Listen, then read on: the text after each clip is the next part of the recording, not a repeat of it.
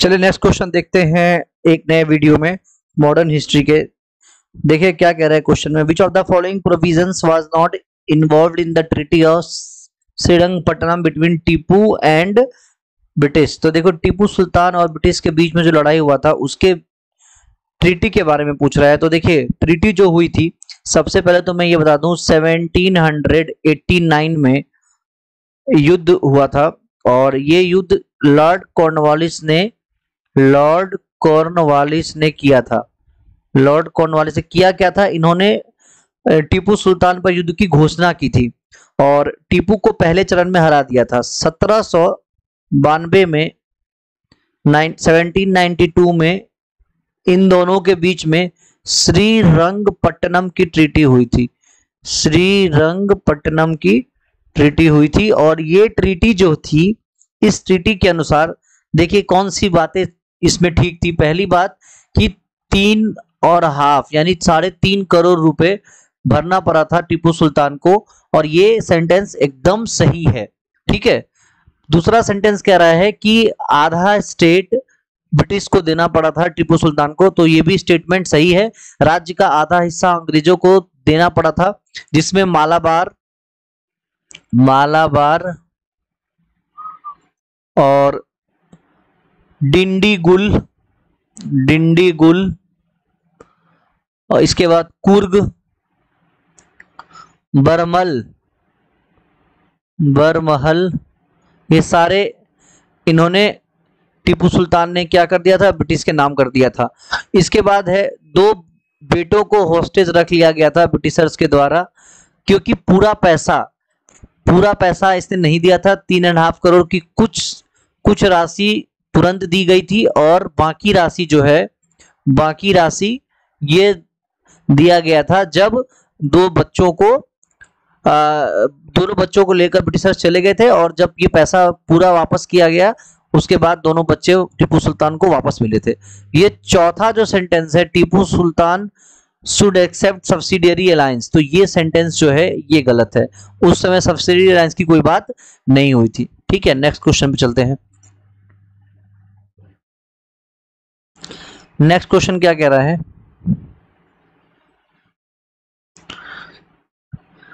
कि आजमगढ़ प्रोक्लेमेशन जो है is generally associated with which of the following. तो आजमगढ़ उद्घोषणा जो है ये किससे संबंधित है, तो इसका आंसर हो जाएगा सिपाही म्यूटिनी 1857। आजमगढ़ उद्घोषणा 1857 के महान विद्रोह के बीच दिल्ली राजपत्र में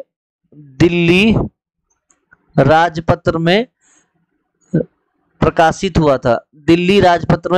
हुआ था। लेखक जो थे वो संभवतः फिरोज शाह थे। लेखक कौन थे, फिरोज शाह, ठीक है।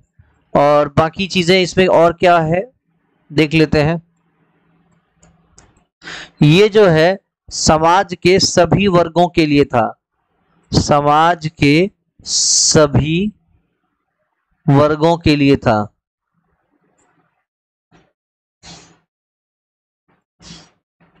अच्छा, उद्घोषणा में जो उद्देश्य था वो क्या था कि जमींदार अपनी मर्यादा और सम्मान की रक्षा करना और अपने प्रदेशों में पूर्ण शासन रखना। व्यापारी के लिए था कपटपूर्ण प्रथाओं का अंत। व्यापारी के लिए था कपटपूर्ण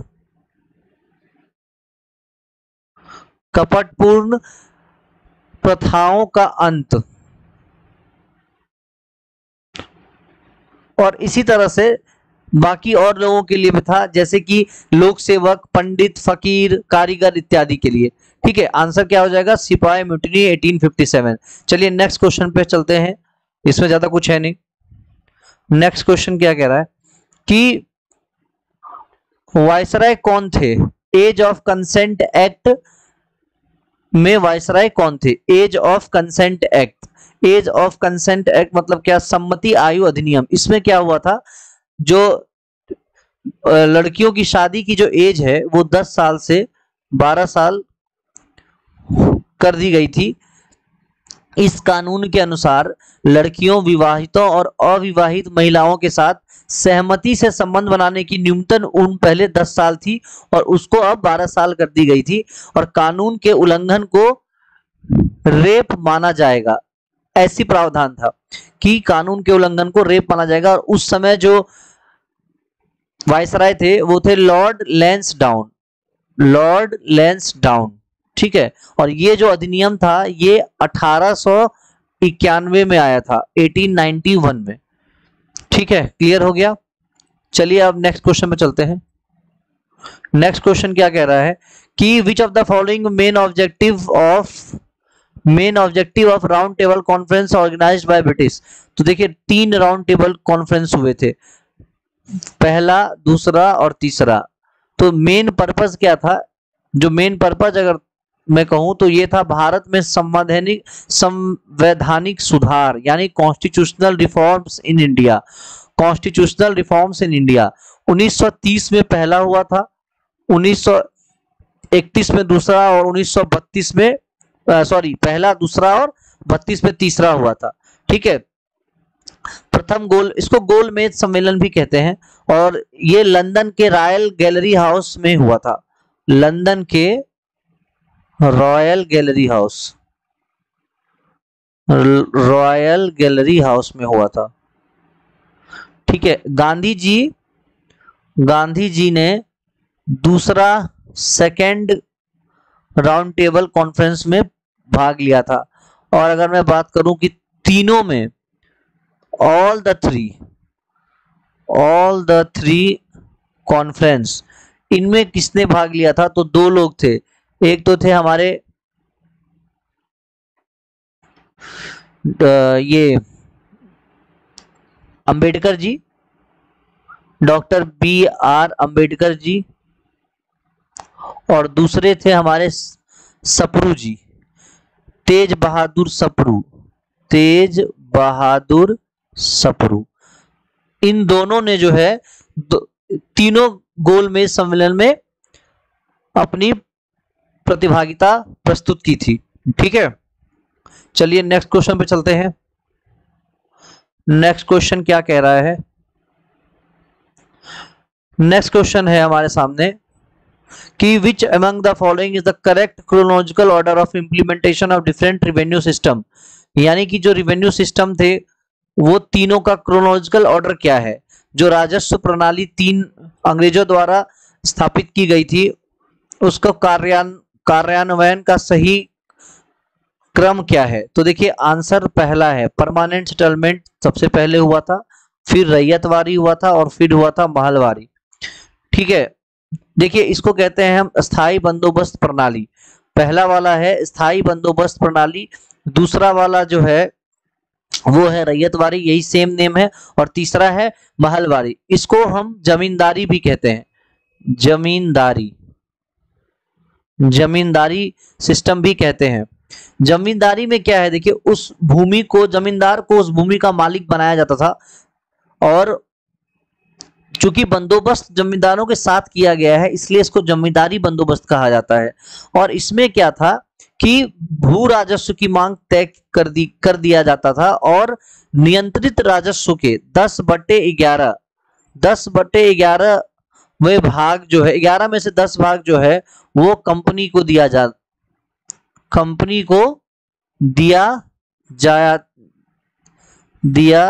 जाता था, ठीक है। और बाकी 1/11 में 1 पार्ट में जो है वो किसान अपनी खेती करते थे, ठीक है। 1793 में इसकी शुरुआत हुई थी, 1793 में, और ये किसने किया था? लॉर्ड कॉर्नवालिस ने किया था। अब बात करते हैं रैयतवारी। तो रैयतवारी की शुरुआत 1820 में किसने किया था? मुनरो ने किया था, थॉमस मुनरो ने किया था, ठीक है। अब देखिए रैयत का मतलब होता है किसान। रैयत का मतलब क्या होता है? किसान। डायरेक्ट क्वेश्चन ये भी पूछ लेता है कि रैयत क्या होता है। तो इसमें क्या है कि प्रत्यक्ष रूप से किसानों के लिए बनाया गया था, और इसमें क्या है कि किसानों को जमीन का मालिक बना दिया और उन्हें पट्टा दिया जाने लगा। राजस्व की दर बहुत अधिक थी, कुछ क्षेत्र में लगभग 50% तक थी, ठीक है। 20-30 साल बाद जाके इसमें कोई संशोधन हो सकता था, वरना नहीं हो सकता था। इसके बाद तीसरा वाला जो है, तीसरा वाला क्या है, महलवारी। महलवारी सिस्टम किसने किया था? हॉल्ट मैकेंजी ने। हॉल्ट मैकेंजी, ये किया था हॉल्ट मैकेंजी ने। और इस प्रणाली के तहत कई गांवों को एक साथ समूहकृत किया जाता था। ठीक है, कई गांवों को एक साथ इकट्ठा किया जाता था और इसको महल नाम दिया जाता था। उन गांवों को इकट्ठा करके उसको महल नाम दिया जाता था और इंडिविजुअल को रिस्पॉन्सिबल कर दिया जाता था इन महल से रिवेन्यू लेने के लिए। ठीक है, इन महल से रिवेन्यू लेने के लिए। रिवेन्यू फिक्स्ड नहीं था, रिवेन्यू फिक्स्ड नहीं था और 20 से 30 साल में ये रिवेन्यू क्या होता था? रिवाइज होता था कि अब इतना लेना है। ठीक है, इसको टेम्परोरी जमींदारी भी कहते थे, टेम्परोरी जमींदारी सेटलमेंट। चलिए नेक्स्ट क्वेश्चन को देख लेते हैं।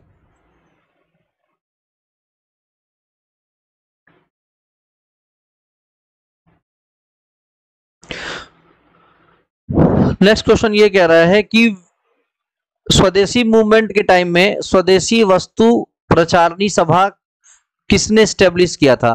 तो इसका आंसर क्या हो जाएगा? बाल गंगाधर तिलक। बाल गंगाधर तिलक जी ने किया था। ये 6 वर्षों तक चला था। ठीक है, स्वदेशी आंदोलन 1905, स्वदेशी आंदोलन की बात करूं तो 1905 से लेके 1917 तक था। ठीक है, और बंगाल से बाहर भी स्वदेशी आंदोलन चला था। और मेनली लोकमान्य तिलक जो थे, हमारे बाल गंगाधर तिलक, यह महाराष्ट्र में स्वदेशी आंदोलन के एक प्रमुख नेता थे। बाल गंगाधर तिलक जो थे महाराष्ट्र में एक प्रमुख नेता थे। वह एक समाज सुधारक भी थे, सोशल रिफॉर्मर भी थे, सोशल रिफॉर्मर, एक पत्रकार भी थे। ये एक पत्रकार भी थे और एक वकील भी थे, बाल गंगाधर तिलक। 1905 में स्वदेशी वस्तु प्रचारणी सभा यानी स्वदेशी वस्तुओं का प्रचार सोसाइटी की स्थापना इन्होंने किया था। और 1906 में बॉम्बे स्वदेशी स्टोर्स की स्थापना की थी। बॉम्बे स्वदेशी स्टोर्स, बॉम्बे स्वदेशी स्टोर्स की स्थापना भी इन्होंने ही की थी। ठीक है, चलिए नेक्स्ट क्वेश्चन देख लेते हैं।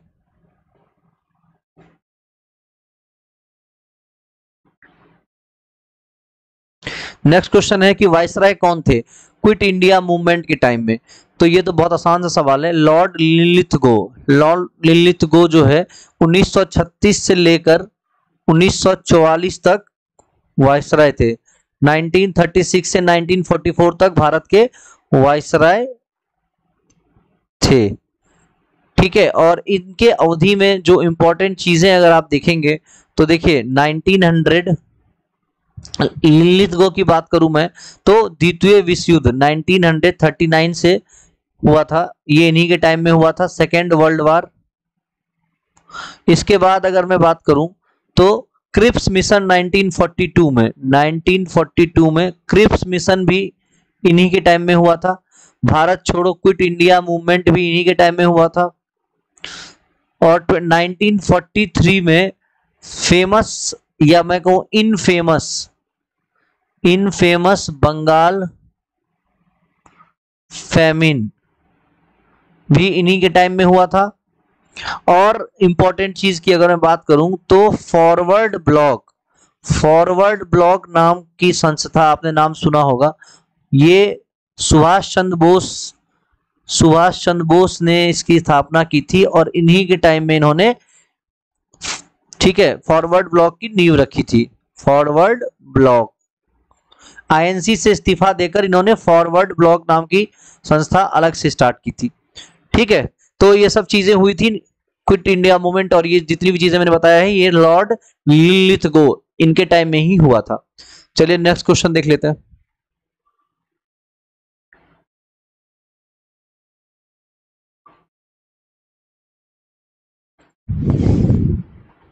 नेक्स्ट क्वेश्चन क्या कह रहा है? अरुणा आसिफ अली, बहुत इंपॉर्टेंट क्वेश्चन बनता है ये। अरुणा आसिफ अली किस चीज से रिलेटेड है?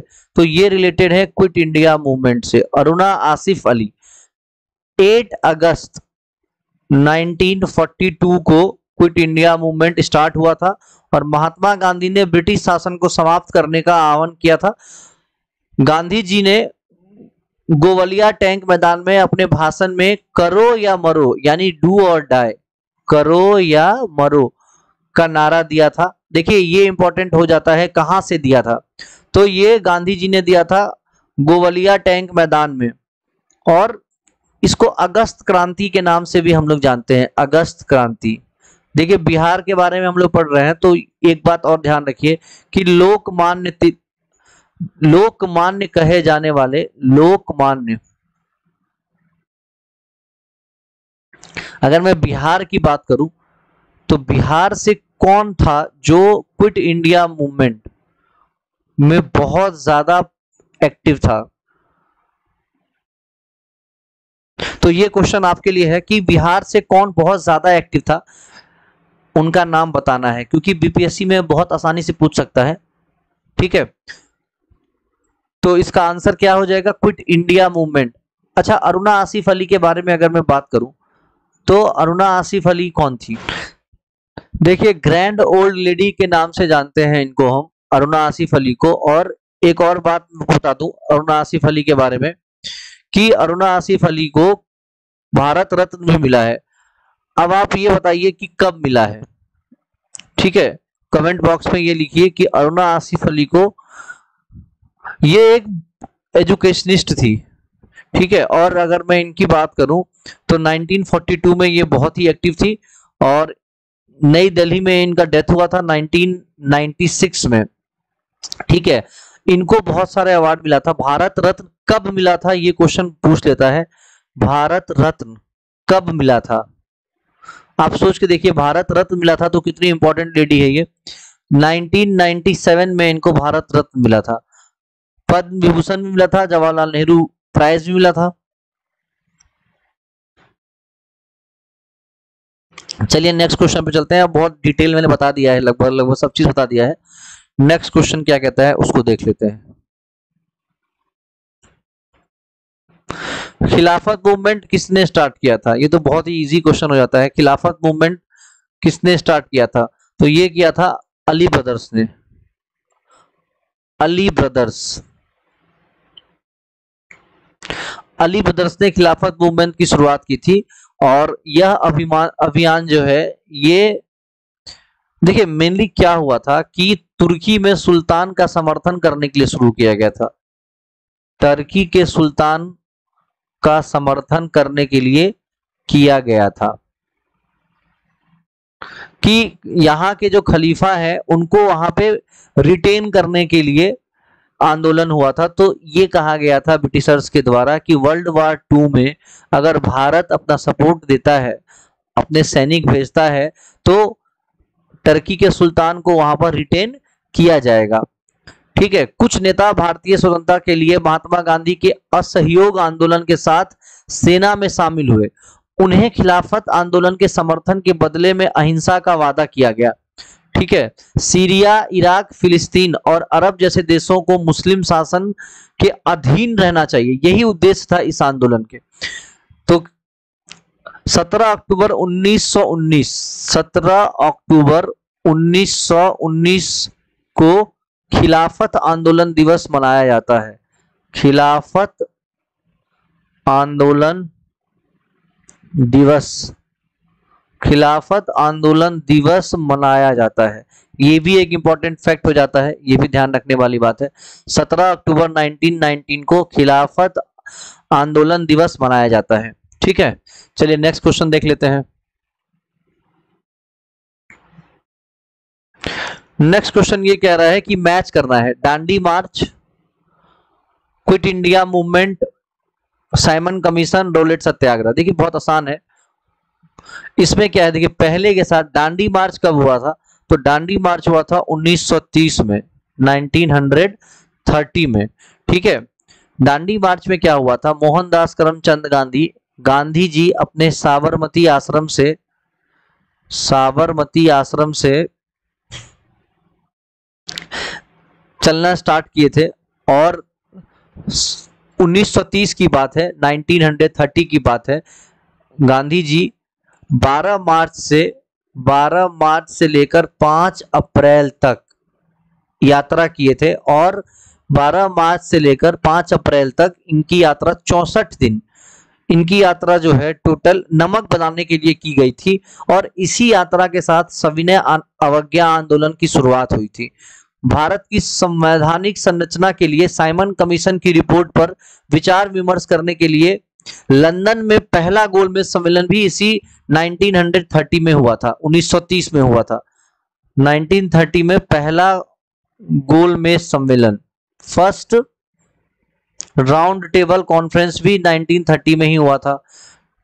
देखिए जवाहरलाल नेहरू ने 1930 में ही रावी नदी के किनारे, जवाहरलाल नेहरू ने रावी नदी के किनारे 1930 में भारतीय स्वतंत्रता का तिरंगा फहराया था, भारतीय स्वतंत्रता का तिरंगा फहराया था। ये भी इंपॉर्टेंट हो गया।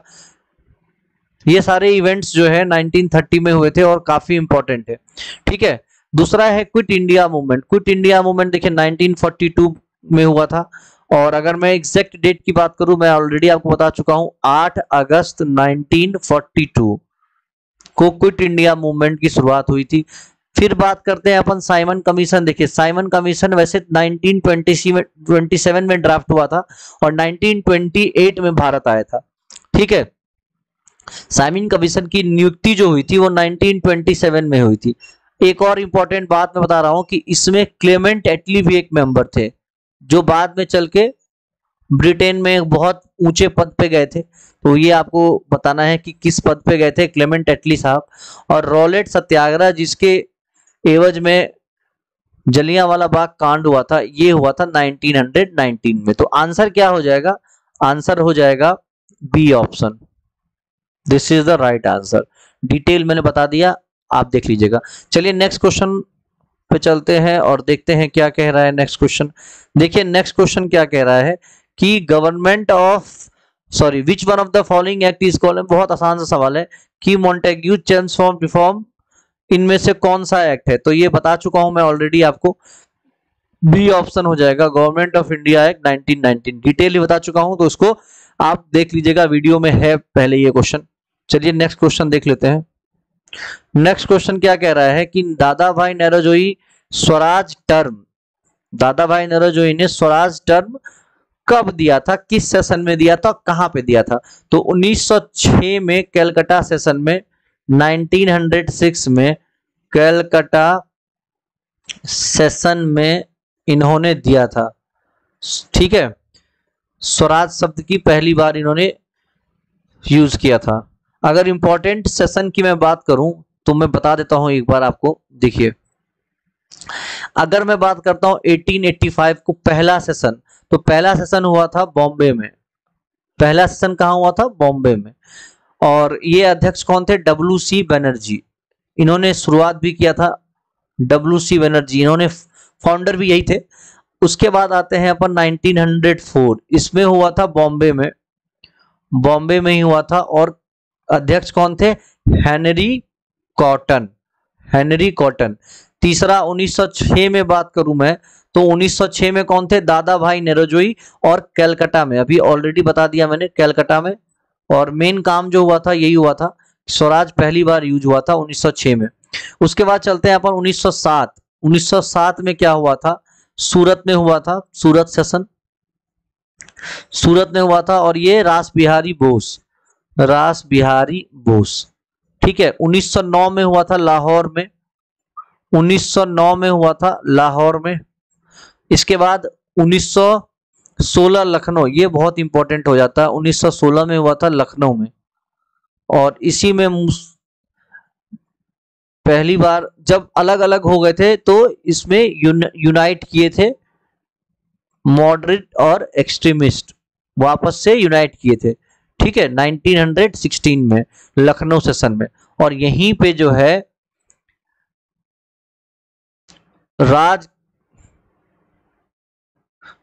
राजकुमार शुक्ला, नाम सुना होगा आपने अगर आप तैयारी कर रहे हैं, महात्मा गांधी से मिले थे, महात्मा गांधी से, और उन्हें चंपारण चलने के लिए कहा था, इन्हें चंपारण चलने के लिए कहा था 1916 में ही, ठीक है, लखनऊ सेशन में।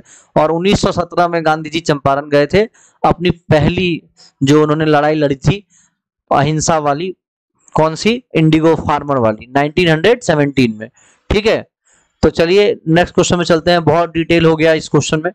अगला क्वेश्चन क्या कहता है देख लेते हैं। अगला क्वेश्चन देखिए, अगला क्वेश्चन जो है ये है, गांधी इरविन पैक्ट कब साइन हुआ था? बहुत आसान सा सवाल है, गांधी इरविन पैक्ट कब साइन हुआ था? ये हुआ था 1931 में, 1931 में। और डेट अगर पूछ ले तो बताइए 7 सितंबर को, 7 सितंबर को 1931 में गांधी इरविन पैक्ट हुआ था, ठीक है। सॉरी 5 मार्च को हुआ था, 5 मार्च को। देखिए एक मैं आपको चीज बता, 7 सितंबर को जो हुआ था वो हुआ था सेकंड गोलमेज सम्मेलन, राउंड टेबल कॉन्फ्रेंस हुआ था सेकंड, ये हुआ था 7 को। और 5 मार्च को हुआ था गांधी इरविन समझौता। और इसी बीच में 23 मार्च को भगत सिंह को फांसी हुई थी 1931 में। 1928 में क्या हुआ था, साइमन कमीशन इंडिया आया था, 3 फरवरी 1928 को साइमन कमीशन इंडिया आया था, ठीक है। और अगर मैं बात करूं 1932 में क्या हुआ था, तो 1932 में हुआ था तीसरा गोलमेज, थर्ड गोलमेज सम्मेलन, यानी third round table RTC, third RTC. 1930 में भी कुछ ना कुछ तो हुआ होगा। 1930 में सविनय अवज्ञा आंदोलन, दांडी मार्च, 12 मार्च से लेकर 6 अप्रैल, ये डेट याद रख लीजिएगा, 12 मार्च से लेकर 6 अप्रैल तक 1930 में क्या हुआ था, दांडी मार्च। ये सारे डेट जो है बहुत इंपॉर्टेंट है,